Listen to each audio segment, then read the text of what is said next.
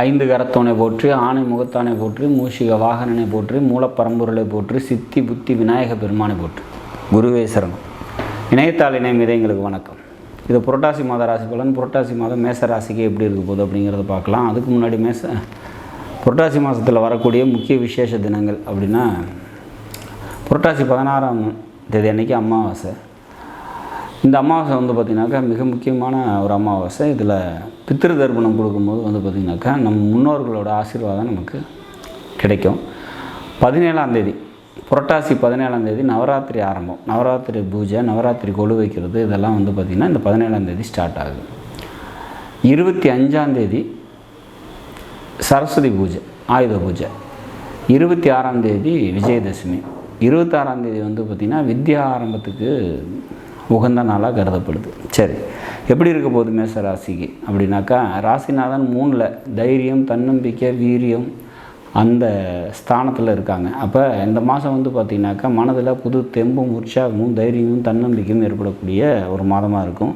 மாமன் வழி உறவினர்களால் நன்மைகள் ஏற்படுறதுக்கான வாய்ப்புகள் உண்டு. சிறு தூர பயணங்களால் நன்மைகள் ஏற்படும். கம்யூனிகேஷன்ஸ்னால் நன்மைகள் ஏற்படும். இளைய சகோதரர்களும் அல்லது இரத்த சம்மந்தப்பட்ட உறவினர்கள்கிட்ட ஒரு சில மனக்கசப்புகள் ஏற்படுறதுக்கான வாய்ப்புகள் உண்டு. பொருளாதாரம் நல்லாயிருக்கும். சொந்த தொழில் செஞ்சுட்டு இருக்கவங்களுக்கு தொழில் நல்லபடியாக இருக்கும் அப்படிங்கிற மாதிரியான ஒரு அமைப்பு. மனதில் எழக்கூடிய ஆசைகள்லாம் நிறைவேறத்துக்கான ஒரு மாதமாக இந்த மாதம் இருக்கும். குலதெய்வ அனுகிரகம் உண்டு. குழந்தைகளால் நன்மைகள் ஏற்படும் அப்படிங்கிற மாதிரியான ஒரு அமைப்பு. ரியல் எஸ்டேட் தொழில் செய்கிறவங்களுக்கு தொழில் நல்லாயிருக்கும். புரோக்கரேஜ் கமிஷன் சம்மந்தப்பட்ட தொழில் செய்கிறவங்களுக்கு தொழில் நல்லாயிருக்கும் அப்படிங்கிற மாதிரியான ஒரு மாதம் இந்த மாதத்தை பொறுத்த வரைக்கும் எடுக்கக்கூடிய முயற்சிகள்லாம் மிக சுலபமாக கைகூடக்கூடிய நல்லதொரு மாதமாக நிச்சயமாக அமையும் அப்படிங்கிற மாதிரியான ஒரு அமைப்பு. வேலைக்கு போயிட்டுருக்கவங்களுக்கு வேலையில் பார்த்திங்கனாக்கா ஒர்க்லோடு ரொம்ப அதிகமாக இருக்கும். அதனால் ஒரு சில மனக்கசப்புகள் ஏற்படும். ஒரு சில பேருக்கு இடமாற்றங்கள் ஏற்படும். ஏன் அப்படின்னா 6ஆம் அதிபதியும் 5ஆம் அதிபதியும் பரிவர்த்தனை ஆகிறதுனால. சரி, இதெல்லாம் பார்த்திங்கனாக்கா இப்படி நடக்கிறதுக்கான வாய்ப்புகள் உண்டு. சொந்த தொழில் செஞ்சுருக்கவங்களுக்கு தொழிலில் கிடைக்கக்கூடிய லாபம் அப்படிங்கிறது கொஞ்சம் காலதாமதமாக கிடைக்கிறதுக்கான வாய்ப்புகள் உண்டு அப்படிங்கிற மாதிரியான ஒரு அமைப்பு சனி வக்ர நிலையில் செஞ்சிருக்கிறதுனால.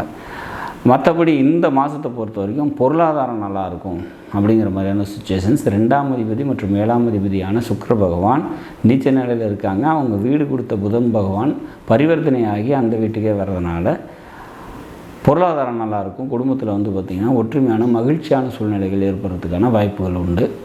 இந்த புரட்டாசி மாதத்தை பொறுத்த வரைக்கும் பெருமாள் வழிபாடு கூடுதல் நன்மையும் சிறப்பையும் உங்களுக்கு தரும் அப்படிங்கிற மாதிரியான ஒரு சூழ்நிலை.